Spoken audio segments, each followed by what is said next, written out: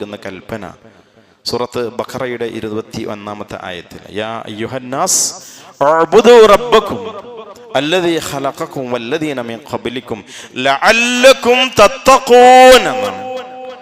നിങ്ങൾ നിങ്ങളുടെ റബ്ബിനെ ഇബാദത്ത് ചെയ്യണം. എന്തിനാ ഇബാദത്ത്? നിങ്ങൾ സൂക്ഷ്മതയുള്ള ജീവിതത്തിൽ അതിസൂക്ഷ്മതയുള്ള ആളുകളായി തീരുന്നതിന് വേണ്ടിയാണ് മൊത്തത്തിലുള്ള എല്ലാ ഇബാദത്തും. നിസ്കാരം അതിനുള്ളതാണ്, നോമ്പ് അതിനുള്ളതാണ്. അതുകൊണ്ടാണ് നോമ്പിനെ സംബന്ധിച്ച് പരാമർശിക്കുന്നിടത്ത് യാ അയ്യുഹല്ലദീന ആമനൂ കുത്തിബ അലൈക്കുമുസ് സിയാം കമാ കുത്തിബ അലല്ലദീന മിൻ ഖബ്ലിക്കും ലഅല്ലക്കും തത്തഖൂൻ എന്ന് എടുത്ത് പ്രത്യേകമായി പറഞ്ഞത് എല്ലാ ഇബാദത്തിനും ബാധകമാണത്. യഥാർത്ഥത്തിൽ എന്താണ് ഈ തഖ്വ എന്ന് പറഞ്ഞത്? തഖ്വയുള്ളവരാകാനാണ് ഇബാദത്ത് കൽപ്പിച്ചത്. ആ ഇബാദത്ത് നിർവഹിക്കേണ്ടത് ഏറ്റവും മൂല്യവത്തായ ഏറ്റവും ഫലപ്രദമായ രൂപത്തിൽ റബ്ബിനെ നല്ല പരിഗണന കൊടുത്തുകൊണ്ടായിരിക്കണം. നോമ്പ് നിർവഹിക്കുന്നത് കഴിഞ്ഞ കൊല്ലം നോമ്പ് പറ്റ ആളുകളാണ് നമ്മൾ, അതിന് മുമ്പത്തെ കൊല്ലം നോമ്പ് പറ്റ ആളുകളാണ് നമ്മൾ. നമ്മുടെ ജീവിതത്തിൽ എന്തെങ്കിലും പ്രകടമായ മാറ്റങ്ങൾ നമുക്ക് ഫീൽ ചെയ്തിട്ടുണ്ടോ? നമുക്ക് അനുഭവഭേദ്യമായിട്ടുണ്ടോ? നമ്മുടെ വിശ്വാസ രംഗത്ത് എന്തെങ്കിലും ഏറ്റക്കുറച്ചിലുണ്ടായിട്ടുണ്ടോ? ആ വിശ്വാസത്തിന് എന്തെങ്കിലും ദൃഢത, ഒരു വർധനവ് പ്രകടമായിട്ടുണ്ട്?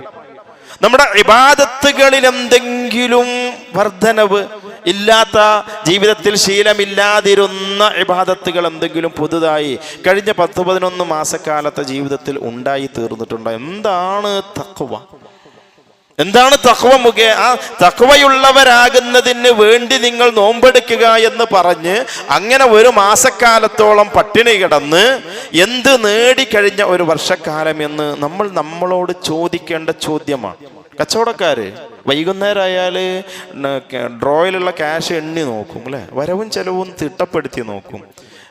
വരവ് കമ്മി വന്നിട്ടുണ്ടെങ്കിൽ എന്തുകൊണ്ട് കച്ചവടം കുറഞ്ഞു, ചെലവ് എക്സ്ട്രാ എക്സ്പെൻസുകൾ, അധിക ചെലവുകൾ എവിടെ പോയിട്ടുണ്ട്, ഒരു മൂല്യനിർണയം. അങ്ങനെ എല്ലാ കൊല്ലം നോമ്പ് ഇങ്ങനെ വരിക, പള്ളിയൊക്കെ ഇങ്ങനെ സജീവാകുക, കുറേ ആൾക്കാർ തിരക്കിയിട്ട് ഇങ്ങോട്ട് വരിക, പിന്നെ തിരക്കൊക്കെ കഴിഞ്ഞിട്ട് കുറേ ആൾക്കാർ അങ്ങോട്ട് പോവുക. ളുഹർ ജമാഅത്ത് ഫർള, അസർ ജമാഅത്ത് ഫർള, മഗ്രിബ് ജമാഅത്ത് ഫർള. ഫർളുസ്കാരത്തിനൊന്നും പള്ളിക്ക് ആരുമില്ല. സുന്നത്തായ തറാവീഹ് സ്കരിക്കാൻ വേണ്ടിയിട്ട് നാടടങ്കം ഒന്നാകെ അങ്ങോട്ട് വരിക, എന്നിട്ട് അത് കഴിഞ്ഞ് പോകുക. ഫർള് എന്താ, സുന്നത്ത് എന്താ, ഇങ്ങനെ യാതൊരു ബോധമില്ലാത്ത നിലക്ക് ഇങ്ങനെ കാലം ഇങ്ങനെ കഴിഞ്ഞു പോകാനുള്ളതാണോ? അതുകൊണ്ട് പണ്ഡിതന്മാര് തഖ്വയെ സംബന്ധിച്ച് ഓരോ പണ്ഡിതന്മാരും ഓരോ നിർവചനങ്ങൾ, ഡെഫിനിഷനുകളാ, തഅരീഫ് പഠിപ്പിച്ചിട്ടുണ്ട്. എന്താ തഖ്വ എന്ന് പറഞ്ഞു കഴിഞ്ഞാല്? തഖ്വ എന്ന് പറഞ്ഞ അറബി പദം ഉണ്ടാകുന്നത് വിഖായത്തിൽ നിന്ന്. വിഖായത്ത് സെക്യൂരിറ്റിയാണ്, പ്രൊട്ടക്ഷനാണ്. എന്തിനെയാണോ ഭയപ്പെടുന്നത് ആ ഭയപ്പെടുന്നതിൽ നിന്ന് സ്വയം സുരക്ഷ സ്വീകരിക്കുന്നതിനാണ് തഖ്വ. ഒരാൾ മുത്തഖിയായി എന്ന് പറഞ്ഞാൽ ഒരാൾ എന്തിനു ഭയം തോന്നുന്നു ആ ഭയം തോന്നുന്നിടത്തേക്ക് എത്തിപ്പെടാതിരിക്കാൻ വേണ്ടിയിട്ട് അയാൾ ഒരു മറ സ്വീകരിക്കുക, അവിടേക്ക് എത്താതിരിക്കാനുള്ള സർവ്വ പണികൾ എടുക്കുക. ഒരു മനുഷ്യൻ ഏറ്റവും കൂടുതൽ ഭയപ്പെടേണ്ടത് അവൻ്റെ ജീവിതത്തിന് അന്ത്യം കുറിച്ച് വിചാരണ പൂർത്തിയാക്കി വരാനിരിക്കുന്ന നരക ശിക്ഷയെയാണ്. നരകത്തിൽ നിന്നുള്ള സുരക്ഷ സ്വീകരിക്കുന്നതിനാണ് തഖ്വ എന്ന് പറയുക. എങ്ങനെ നരകത്തിൽ നിന്നുള്ള സുരക്ഷ സ്വീകരിക്കുക? നരകത്തിലെത്താൻ സാധ്യതയുള്ള എന്തൊക്കെ തിന്മകൾ മതത്തിന്റെ പ്രമാണം പഠിപ്പിച്ചു തന്നിട്ടുണ്ടോ ആ പഠിപ്പിച്ചു തന്നതിൽ നിന്ന് പൂർണ്ണമായി വിട്ടുനിൽക്കുക എന്നുള്ളതാണ്. സ്വർഗത്തിലേക്ക് എത്താൻ ആവശ്യമായ സൽക്കർമ്മങ്ങൾ എന്തൊക്കെ പഠിപ്പിച്ചിട്ടുണ്ടോ, എന്തൊക്കെ ഇബാദത്തുകളുണ്ടോ അത് അഹ്സനായ ഉത്തമമായ ഉന്നതമായ നിലക്ക് അത് പൂർത്തീകരിക്കുക എന്നുള്ളതാണ്. അഥവാ ജീവിതത്തിൽ എന്തെങ്കിലുമൊക്കെ പോരായ്മകൾ, തിന്മകൾ, വിശ്വാസ വൈകല്യങ്ങൾ, ബിദ്അത്തുകൾ, ഹറാമുകൾ, ദുസ്വഭാവങ്ങൾ, അനാചാരങ്ങൾ എന്തൊക്കെ അവനവന്റെ കൂടെയുണ്ടോ ഉള്ളതിൽ നിന്നെല്ലാം അവനവനെ കഴുകി വൃത്തിയാക്കി ശുദ്ധീകരിച്ച് ശുദ്ധമായ അവസ്ഥയിലുള്ള ഈമാനോടുകൂടി ഒരു ജീവിതം നയിക്കുന്നതിനാണ് തഖ്വ എന്ന് പറയുക. മഹാനായ അബൂ ഹുറൈറ റളിയല്ലാഹു അൻഹു തഖ്വ എന്താണെന്ന് ചോദിച്ചപ്പോൾ അദ്ദേഹം പറഞ്ഞു കൊടുത്തത്, മുള്ളുള്ള വഴിയിലൂടെ എങ്ങനെയാണോ നിങ്ങൾ നടക്കുക അങ്ങനെ നടക്കുന്നതിനാണ് തഖ്വയിൽ ജീവിക്കുക എന്ന് പറഞ്ഞു. മുള്ളു നിറഞ്ഞ വഴിയിലൂടെ അങ്ങനെ നടക്കുമ്പോൾ വസ്ത്രം അങ്ങനെ കയറ്റി പിടിക്കും, വസ്ത്രത്തിൽ കൊളുത്താതിരിക്കാൻ നല്ല അല്പം കുറച്ച് ഉറപ്പുള്ള ചെരുപ്പോ ഷൂ ഒക്കെ ഉപയോഗിക്കും. നഗ്നപാതനായി നടക്കൂല. കാരണം അത് ആ വഴിക്ക് നടന്നാൽ അത് മുള്ളുകൊള്ളാൻ, ശരീരം വേദനിക്കാൻ, ചോര പൊടിയാൻ, മുറിവുണ്ടാവാൻ സാധ്യതയുണ്ട് എന്ന തിരിച്ചറിവിൽ നിന്ന് നടക്കുന്ന ആ നടത്തത്തിൽ കൃത്യമായ ഒരു സൂക്ഷ്മത, ഒരു ശ്രദ്ധ പാലിക്കുക എന്നുള്ളതാണ്. അതുകൊണ്ട് തന്നെ അത്തരത്തിലുള്ള ഒരു ജീവിതത്തിലേക്ക് വിശുദ്ധ ഖുർആൻ കൽപ്പിച്ച പ്രവാചകൻ സ്വല്ലല്ലാഹു അലൈഹി വസല്ലമയുടെ ഹദീസുകളിലൂടെ കൽപ്പനകളായി, അവാമിറുകളായി എന്തൊക്കെയുണ്ടോ ആ ഉള്ളത് മുഴുവൻ തന്നിലേക്ക് കൊണ്ടുവരാനുള്ള പരിശ്രമത്തിൽ ഏർപ്പെടേണ്ടതുണ്ട്. അതൊന്ന് പ്രാക്ടീസ് ചെയ്യാൻ വേണ്ടിയുള്ള ഒരു സമയം മാത്രമാണ് റമളാൻ എന്ന് പറയുന്നത്. 5 നേരം ജമാഅത്തായിട്ട് നിസ്കരിക്കാൻ പറഞ്ഞാൽ സർവ്വ പണിയും അവസാനിപ്പിച്ച് 5 നേരം ജമാഅത്തിന് പള്ളിയിലെത്തുക എന്നുള്ളത്. പള്ളിയിൽ എത്തിക്കഴിഞ്ഞാൽ 2 റക്അത്ത് നമസ്കരിക്കാതെ ഇരിക്കരുത് എന്ന് കൽപ്പനയുണ്ടെങ്കിൽ ആ 2 റക്അത്ത് നമസ്കാരം നിർവഹിക്കുക എന്നുള്ളതാണ്. ളുഹറിന്റെ മുൻപ് 4 റക്അത്ത് റവാത്തിബ് സുന്നത്തുകൾ റസൂലുള്ളാഹി പഠിപ്പിച്ചത്. ഓരോ നിസ്കാരത്തിന്റെ മുമ്പ് ഒരു സംഘം റസൂലുള്ളാഹിയുടെ വീട്ടിലേക്ക് വരികയും പ്രവാചകനുമായി സംസാരിച്ചിരിക്കുകയും ളുഹറിന്റെ മുൻപ് 4 റക്അത്ത് റവാത്തിബ് സുന്നത്ത് നമസ്കരിക്കാൻ സമയം കിട്ടാതെ പോവുകയും പള്ളിയിൽ ഇഖാമത്ത് വിളിച്ച് പ്രവാചകൻ ജമാഅത്തിലേക്ക് പ്രവേശിക്കുകയും ചെയ്തു. നിസ്കാരം നഷ്ടപ്പെട്ടു പോയി. ളുഹർ കഴിഞ്ഞ് അസർ കഴിഞ്ഞിട്ടുണ്ട്, നബി നിസ്കാരം നിർവഹിക്കണു. അസർ നിസ്കാരം കഴിഞ്ഞാൽ സൂര്യ അസ്തമിക്കുന്നതിൻ്റെ ഒരു വേറെ നിസ്കാരമല്ല.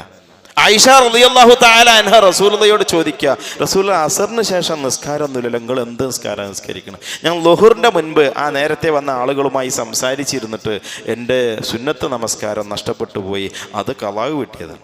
നഷ്ടപ്പെട്ടു പോയ റവാത്തിബ് സുന്നത്തിനെ വരെ ജീവിതത്തിൽ റസൂലുള്ളാഹി സ്വല്ലല്ലാഹു അലൈഹി വസല്ലം അതിനെ വീണ്ടെടുക്കുവാനുള്ള പരിശ്രമങ്ങൾ നടത്തിയിരുന്നു എന്ന്. നന്മയോടുള്ള ഒരു ആഭിമുഖ്യം, തനിക്ക് സ്വർഗം ലഭ്യമാവണം, നരകത്തിൽ നിന്ന് മോചനം നേടേണ്ടതുണ്ട്. അതിനുവേണ്ടി എത്ര ചെറുതാവട്ടെ വലുതാവട്ടെ ജീവിതത്തിലേക്ക് സർവമാന നന്മകളെയും കൊണ്ടുവരാനുള്ള കഠിനമായ പരിശ്രമത്തിൽ ഏർപ്പെടുക. അതിനാണ് മുത്തഖിയാവുക എന്ന് പറയുന്നത്. തഖ്വ എന്ന് പറയുന്നത് സ്വർഗപ്രവേശനത്തിന്റെ മാനദണ്ഡമാണ്, നരകത്തിൽ നിന്നുള്ള മോചനത്തിന്റെ മാനദണ്ഡമാണ്, അടിസ്ഥാനപരമായ മാനദണ്ഡമാണ് തഖ്വ എന്ന് പറയുന്നത്. അതുകൊണ്ട് മുത്തഖികളാവാൻ നമുക്ക് സാധിക്കേണ്ടതുണ്ട്. പക്ഷേ ചില തടസ്സങ്ങൾ നമ്മുടെ മുമ്പിലുണ്ട്. ആ തടസ്സങ്ങളും ഇങ്ങനെ കുറഞ്ഞ സമയത്ത് വെറുതെ എണ്ണിപ്പറഞ്ഞു പോവുക മാത്രമാണ് ഞാൻ ചെയ്യുന്നത്. ഒന്ന്, തിന്മ ആളുകളുടെ കൂടെ ഉണ്ടാവും.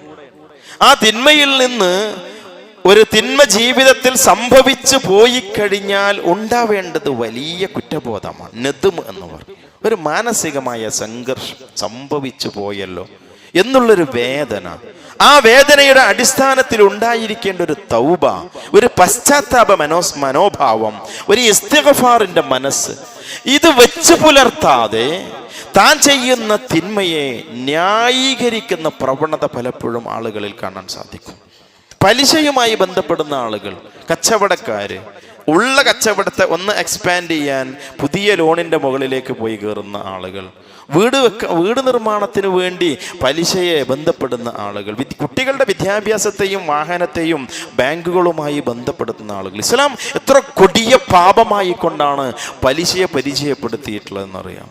അതിനെ സംബന്ധിച്ച് സൂചിപ്പിച്ചാൽ, ഓർമ്മപ്പെടുത്തിയാൽ, ബാങ്കുമായൊക്കെ ബന്ധപ്പെടാതെ എങ്ങനെ ഇന്നത്തെ കാലത്ത് കച്ചവടം ചെയ്യുക എന്ന് ന്യായീകരണ സംസാരം. ആ സംസാരം എന്ന് നാവിന്റെ തുമ്പിൽ നിന്ന് അവസാനിക്കുന്നില്ലയോ അയാൾക്ക് ആ തിന്മയിൽ നിന്ന് മോചനം നേടാൻ സാധ്യമല്ല. അയാൾക്കൊരു യഥാർത്ഥ മുത്തഖിയായി ജീവിക്കാൻ സാധിക്കുകയില്ല. എന്നും ആ തിന്മയിൽ തന്നെ അയാൾ അങ്ങനെ കഴിഞ്ഞുകൊണ്ടേയിരിക്കും. അതുകൊണ്ട് തിന്മ ചെയ്താൽ ന്യായീകരിക്കരുത്. തിന്മ ചെയ്താൽ തെറ്റേറ്റു പറയുക, സംഭവിച്ചു പോയി എന്ന് പറയുക. മഹാനായ യൂസുഫ് നബി അലൈഹിസ്സലാത്തു വസ്സലാമിന്റെ സഹോദരന്മാർ യൂസുഫിനെ, അദ്ദേഹത്തിനോട് വെറുപ്പ് തോന്നുന്നു, അദ്ദേഹത്തെ കൊല്ലാൻ തീരുമാനിക്കുന്നു, ഗൂഢാലോചന നടത്തുന്നു. വാപ്പയോട് വന്ന് ഞങ്ങൾ നോക്കിക്കൊള്ളാം എന്ന് കൊല്ലാൻ തീരുമാനിച്ച് വാപ്പാനോട് പറയുന്നത് ഞങ്ങൾ നോക്കിക്കൊള്ളാം എന്ന് കരാറ് പറയുന്നു. ആ വാപ്പയിൽ നിന്ന് അവർ അടർത്തിക്കൊണ്ടുപോയി ഉടൻ അവർ ആ കുഞ്ഞിൻ്റെ ഷർട്ട് അഴിച്ചു മാറ്റുന്നു. ഒരു കേടുപാടില്ലാത്ത ഷർട്ട് വാപ്പാക്ക് കൊണ്ടുവന്ന് കൊടുക്കുന്നുണ്ട്. രക്തേ പുരണ്ടിട്ടുള്ളൂ, കീറലോ പോറലോ ഏറ്റിട്ടില്ല. ആ കുട്ടിയിൽ നിന്ന് ഷർട്ട് അഴിച്ചു മാറ്റുന്നു.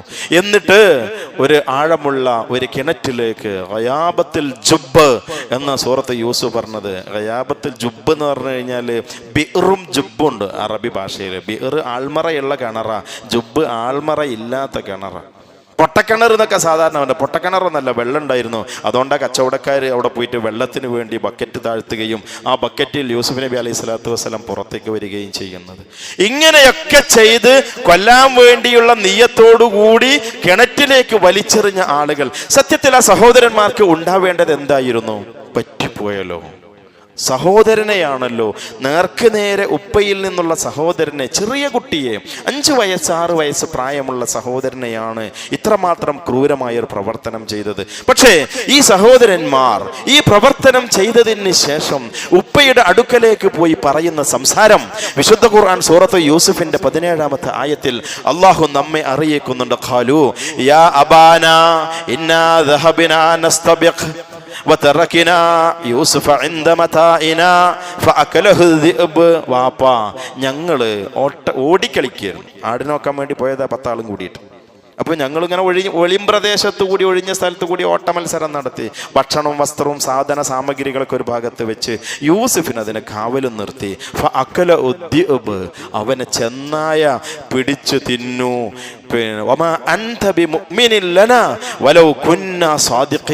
ഞങ്ങൾ എങ്ങനെ സത്യം പറഞ്ഞാലും നിങ്ങൾക്ക് ഞങ്ങളെ വിശ്വസിക്കാൻ കഴിയില്ല വാപ്പാന്ന്. പച്ച നോണ, കളവ്, വാപ്പയോട് ആണയിട്ട് സത്യം പറയാ. വലിയ ഒരു തെമ്മാടിത്തം ചെയ്തു വന്നിട്ട് ഒരു തിന്മ ചെയ്താൽ ആ സഹോദരന്മാർക്ക് എന്താ സംഭവിക്കുക? അവരാ സ്വഭാവത്തിൽ തന്നെ നിലനിൽക്കും. അവർക്കതിൽ നിന്ന് മോചനം നേടാൻ കഴിയില്ല. എന്താ സംഭവിച്ചത്? യൂസുഫ് നബി അലൈഹി സ്വലാത്തു വസ്സലാം മിസ്റിന്റെ ഫിനാൻസ്, ഫുഡ് ഡിപ്പാർട്ട്മെന്റുകൾ കൈകാര്യം ചെയ്യുന്ന മാനേജറായി വളർന്നു വന്നു. വിസാറയിലേക്ക്, മന്ത്രിസ്ഥാനത്തേക്ക് അദ്ദേഹം ഉയർന്നു. അവിടെ ബിന്യാമീനുമായിട്ട് സഹോദരന്മാര് വരിക.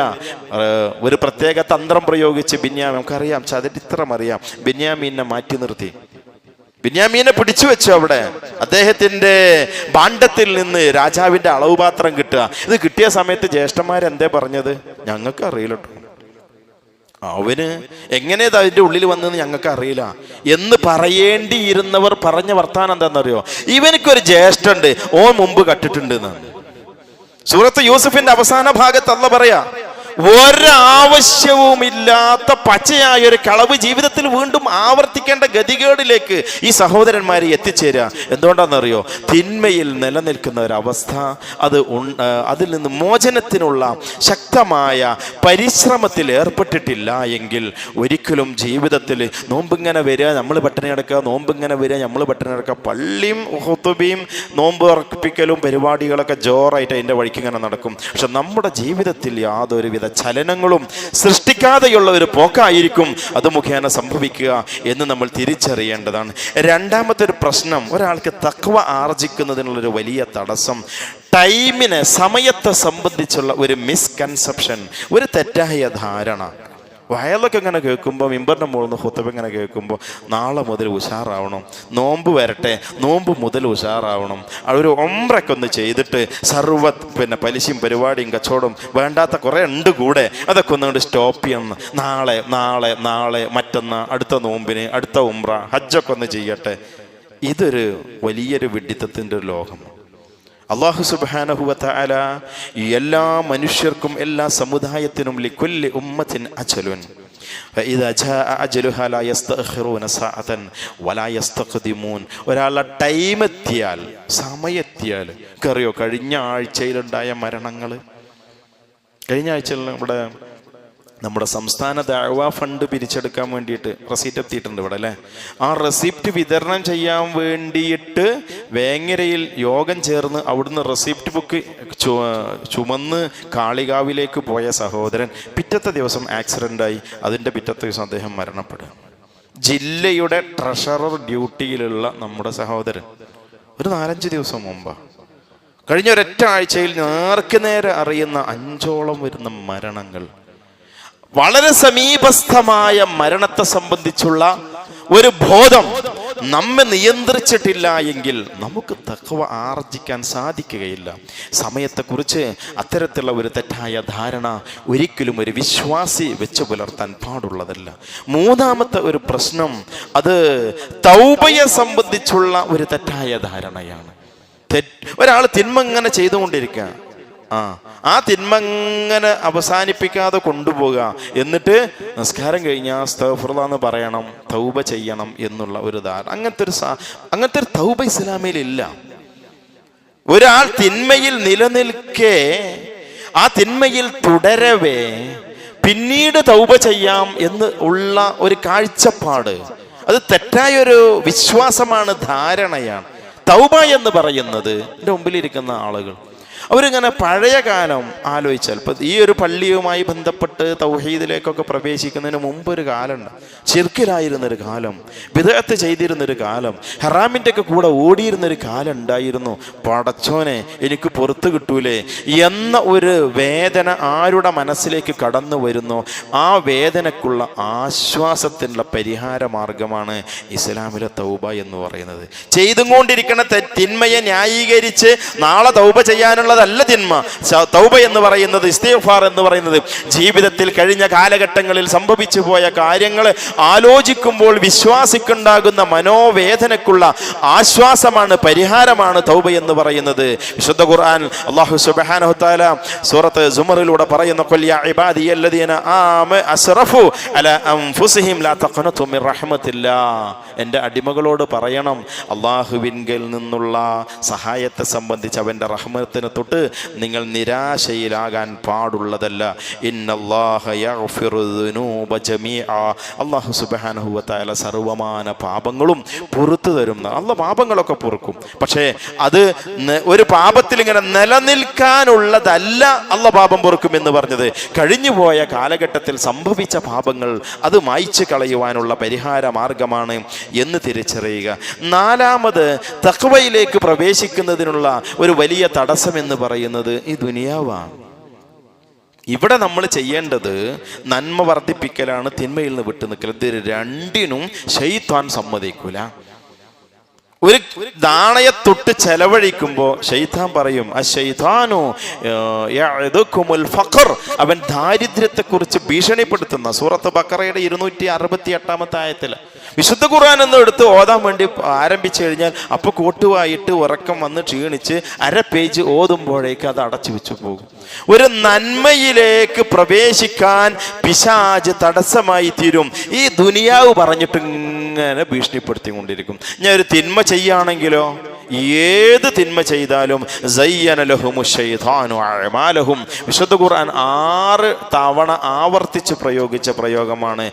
മനുഷ്യൻ ചെയ്യുന്ന എല്ലാ തിന്മയും നന്നായിട്ടുണ്ട്, ഉഷാറായിട്ടുണ്ട് എന്ന് ശൈത്താൻ ഇങ്ങനെ പറഞ്ഞുകൊണ്ടിരിക്കുകയും ചെയ്യും. അതുകൊണ്ട് ദുനിയാവും ശൈത്താനും ഇത് രണ്ടും നമ്മളെങ്ങനെ പിഴപ്പിക്കുന്നതിനെ സംബന്ധിച്ച് നമ്മൾ ജാഗരൂകരായിട്ടില്ല എങ്കിൽ നന്മകളെ വർദ്ധിപ്പിക്കുവാനോ തിന്മകളിൽ നിന്ന് വിട്ടുനിൽക്കുവാനോ നമുക്ക് സാധ്യമല്ലാതെ വരും.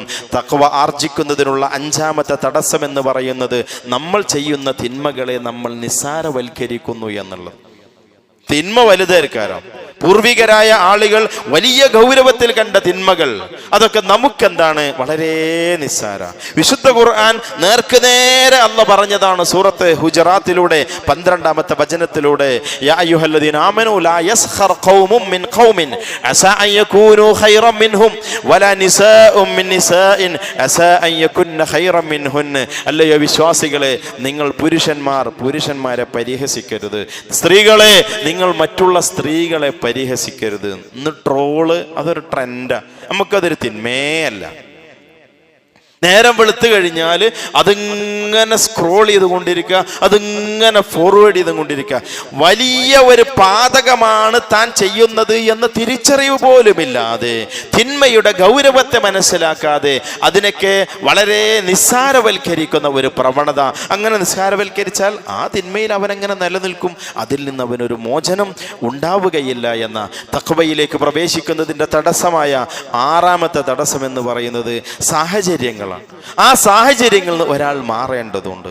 ഒരു കൂട്ടു ബിസിനസ്, തുടങ്ങിയത് കയ്യിൽ നിന്ന് ഇൻവെസ്റ്റ്മെന്റ് എടുത്തിട്ടാ. ഒന്ന് വികസിപ്പിക്കണം ഒരാൾക്ക് തോന്നി, ഒരു പാർട്ട്ണർക്ക് തോന്നി, അവൻ ലോൺ എടുക്കും, അവൻ്റെ കയ്യിൽ പൈസ അല്ല, അവൻ ലോൺ എടുക്കാന്ന് പറഞ്ഞു കഴിഞ്ഞാൽ ചിലപ്പോൾ ആ പാർട്ട്ണർഷിപ്പ് ഡീഡ് അതവിടെ ബ്രേക്ക് ചെയ്യേണ്ടി വരും.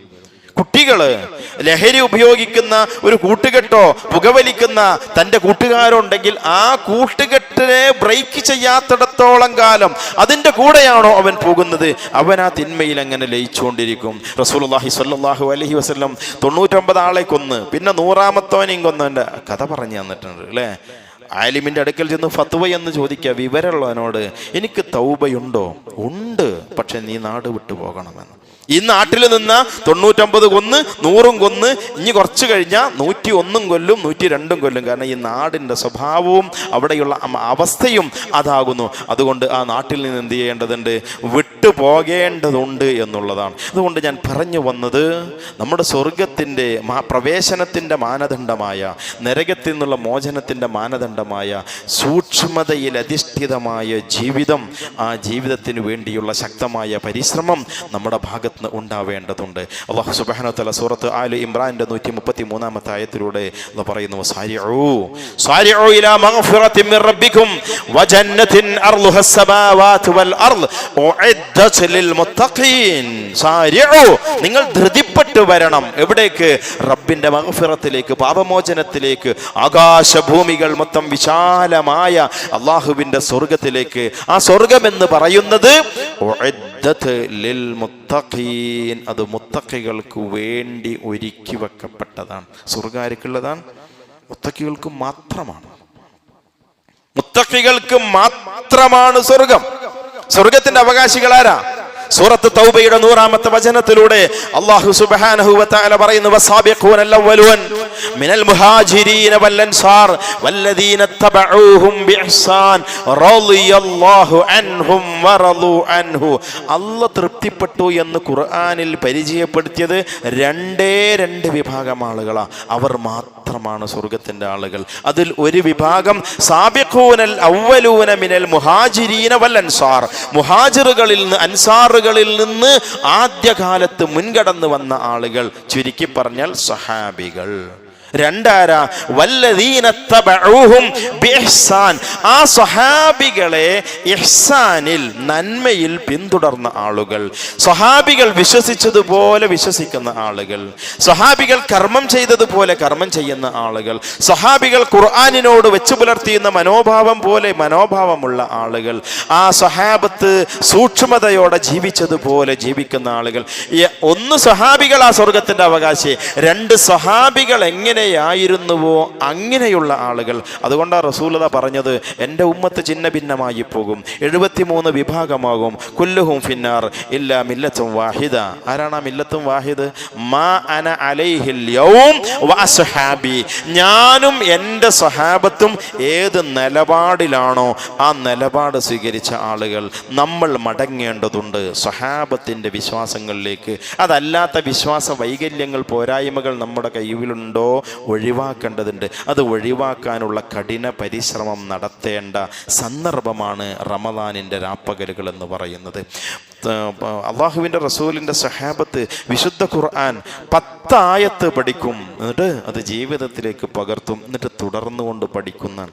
നമ്മൾ എത്ര ആയത്ത് ഖുർആൻ പഠിച്ചിട്ടുണ്ട്, ആ എത്ര ആയത്ത് നമ്മുടെ ജീവിതത്തിലേക്ക് കൊണ്ടുവന്നിട്ടുണ്ട്. ഉമർ ഇബ്നുൽ ഖത്താബ് റളിയല്ലാഹു അൻഹു 10 കൊല്ലമെടുത്താണ് സൂറത്തുൽ ബഖറ പഠിച്ചത് എന്ന്. അദ്ദേഹത്തിൻ്റെ മകൻ അബ്ദുല്ലാഹി ഇബ്നു ഉമർ റളിയല്ലാഹു അൻഹു 8 കൊല്ലം കൊണ്ടാണ് സൂറത്തുൽ ബഖറ പഠിച്ചത് എന്ന്. 30 കൊല്ലവും 25 കൊല്ലവും സഹാബികളുടെ കൂടെ നടന്ന് വിശുദ്ധ ഖുർആനിലെ ഓരോ വചനങ്ങളും ഇറങ്ങിയ സാഹചര്യങ്ങൾ, അത് എവിടെ വെച്ച് എന്തിനിറങ്ങി, ഓരോ ആയത്തിൽ നിന്നും പഠിക്കേണ്ട കർമ്മശാസ്ത്ര മസാലകൾ എന്താ, ഇത് പഠിക്കാൻ വേണ്ടി ജീവിതത്തിൻ്റെ ആയുസ് മുഴുവൻ, ഒരു പുരുഷായുസ് മുഴുവൻ ചെലവഴിച്ച മുജാഹിദ് റഹിമഹുല്ലാഹിയെ പോലെയുള്ള, അബ്ദുല്ലാഹി ഇബ്നു മുബാറക്കിനെ പോലെയുള്ള അതിപ്രഗത്ഭരായ താബിഈകളുടെ ചരിത്രത്തിൽ നമുക്ക് കാണാൻ സാധിക്കും. അതെ, അവർ ജീവിച്ചതുപോലെ ജീവിക്കാൻ വേണ്ടി പരിശ്രമിച്ച ആളുകൾക്കുള്ളതാണ് സ്വർഗം. മുത്തഖി നമുക്കൊക്കെ വേണ്ടി ഒരുക്കി വെച്ചതാണ് സ്വർഗം. അതുകൊണ്ട് നമ്മുടെ ജീവിതത്തിൻ്റെ അടിസ്ഥാനപരമായ ലക്ഷ്യം മരണാനന്തര ജീവിതമാണ്. ആ ജീവിതത്തിൽ വിജയിക്കേണ്ടതുണ്ട്. ഫമൻ സുഹ്സിഹ അനിന്നാർ ഫഖദ് ഫാസ വമൻ ഉദ്ഖിലൽ ജന്ന ഫഖദ് ഫാസ. നരകത്തിൽ നിന്ന് മോചനം നേടി സ്വർഗത്തിൽ ആര് പ്രവേശിച്ചോ അവനുള്ളതാണ് വിജയം. ആ വിജയത്തിന് വേണ്ടിയാണ് 3/4 മണിക്കൂർ 1 മണിക്കൂറിൻ്റെ അടുത്ത് പ്രയാസപ്പെട്ടുകൊണ്ട് നിന്ന് നമസ്കരിച്ചത്. ആ സ്വർഗം നേടുന്നതിന് വേണ്ടിയാണ് ഒരു പകല് മുഴുവൻ പട്ടിണി കിടന്നത്. ഭക്ഷണമൊക്കെ ഉണ്ടായിരുന്നു വീട്ടിൽ, ഭാര്യ ഉണ്ടായിരുന്നു വീട്ടിൽ, ഉപയോഗിക്കാൻ പറ്റുന്നതൊക്കെ ഉണ്ടായിരുന്നു. പക്ഷെ ഉപയോഗിക്കാതിരിക്കാനുള്ള ഒരു ക്ഷമ കാണിച്ചത് ആ സ്വർഗത്തിന് വേണ്ടിയാണ്. അത് വഴിയിൽ വെച്ച് പാഴായി പോകുന്നൊരവസ്ഥ നമ്മുടെ ആരുടെയും ജീവിതത്തിൽ ഉണ്ടാകുവാൻ പാടുള്ളതല്ല. അല്ലാഹു സുബ്ഹാനഹു വ തആല യഥാർത്ഥ മുത്തഖിയ, ശരിയായ തഖ്വയെന്തോ ആ തഖ്വയിലേക്ക് പ്രവേശിച്ചുകൊണ്ട് ജീവിക്കുവാനും മരണം വരെ ആ തഖ്വയിൽ നിലനിൽക്കാനും അല്ലാഹു സുബ്ഹാനഹു വ തആല തൗഫീഖ് നൽകി അനുഗ്രഹിക്കുമാറാവട്ടെ. ജീവിതത്തിൽ പാപങ്ങൾ സംഭവിച്ചിട്ടുണ്ടായിരിക്കാം. പരിശുദ്ധ റമളാനിൻ്റെ രാപ്പകലുകൾ, സഹറിൻ്റെ സമയം, നോമ്പ് തുറക്കുന്ന സമയം, നോമ്പുകാരൻ നോമ്പിലായിരിക്കുന്ന സമയം, പ്രാർത്ഥനകൾ പ്രത്യേകമായി സ്വീകരിക്കുന്ന സമയമാണ്. ജീവിതത്തിൽ സംഭവിച്ചു പോയിട്ടുള്ള സകലമാന പാപങ്ങളും പൊറുക്കപ്പെടുന്നതിന് വേണ്ടി ആ സമയത്തെ ഉപയോഗപ്പെടുത്തുക. അല്ലാഹു നമുക്ക് പുറത്ത് അവൻ്റെ വിശാലമായ റഹ്മത്ത് കൊണ്ട് അവൻ നമുക്ക് പുറത്ത് മാപ്പാക്കി തരുമാറാവട്ടെ. ആയുസ് എത്രയാണോ അവൻ ആയുസ് തരുന്നത്, ആ കാലത്ത് ഈമാനോടുകൂടി തഖ്വയിൽ അധിഷ്ഠിതമായി ജീവിക്കാൻ റബ്ബ് തൗഫീഖിനെ പ്രദാനം ചെയ്യുമാറാവട്ടെ. കുടുംബത്തിലും ജീവിതത്തിലും മക്കളിൽ ഭാര്യ ഭർത്താക്കന്മാർ ഒക്കെ അല്ലാഹു സുബ്ഹാനഹു വ തആല കൺകുളിർമയെ പ്രദാനം ചെയ്യുമാറാവട്ടെ. നമ്മിൽ നിന്ന് നമുക്ക് മുൻപ് അള്ളാഹുവിൻ്റെ വിളിക്കുത്തരം നൽകി തിരിച്ചുപോയ വാപ്പമാർ, ഉമ്മമാർ, ജ്യേഷ്ഠാനുജ സഹോദരന്മാർ, ഭാര്യമാർ, ഭർത്താക്കന്മാർ, മക്കൾ, മറാക്കൾ, ഉലമാക്കൾ എല്ലാവർക്കും അല്ലാഹു സുബ്ഹാനഹു വ തആല മഗ്ഫിറത്തിനെ പ്രദാനം ചെയ്യുമാറാവട്ടെ. അവൻ്റെ മർഹമത്താകുന്ന സ്വർഗ്ഗലോകത്തിലെ ഏറ്റവും ഉന്നതമായ ജന്നാത്തുൽ ഫിർദൗസിൽ അവൻ നമ്മെ ഏവരെയും ഒരുമിച്ച് കൂട്ടി അനുഗ്രഹിക്കുമാറാവട്ടെ. റബ്ബനാ ആതിനാ ഫിദ്ദുനിയ ഹസന വഫിൽ ആഖിറതി ഹസനതൻ വഖിനാ അദാബന്നാർ.